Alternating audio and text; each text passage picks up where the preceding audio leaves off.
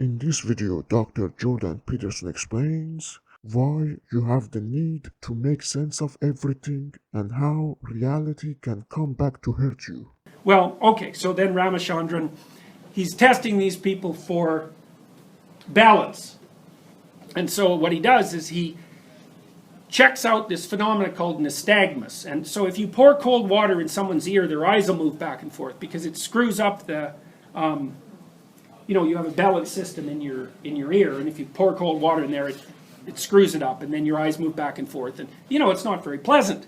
So what he found was that if he poured cold water in the left ear, then all of a sudden the people would wake up and go, "Oh my God, I don't have the left side of my body," and then they would have a catastrophic emotional experience. They'd be all upset about it and crying away, which is, of course, what they should do. And then 20 minutes later, it would wear off, and then you'd say, well, is there anything wrong with your left side? And they'd say, well, yeah, I just don't feel like moving it. So what seems to have happened is something like, so there's a body representation center, let's say, in the back of the right hemisphere. And you blow that sucker out with a stroke, and that means you can't represent that part of your body anymore.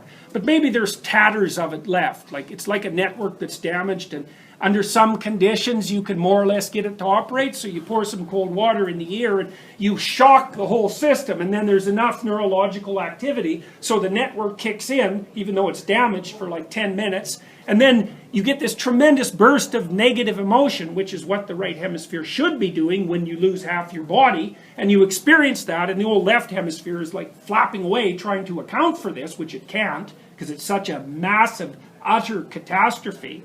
But then, the shock wears off, and bang, the system shuts back down, and poof, you're back in denial. So that's a good example of the relationship between the left hemisphere and the right hemisphere. The left hemisphere has a fixed idea about the world.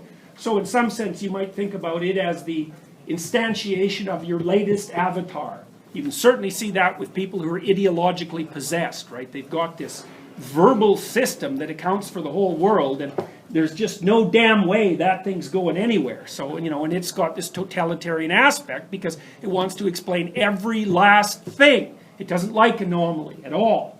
It hasn't come to terms with anomaly at all. And there's no sense of transformation within the system, which is partly why totalitarian systems die.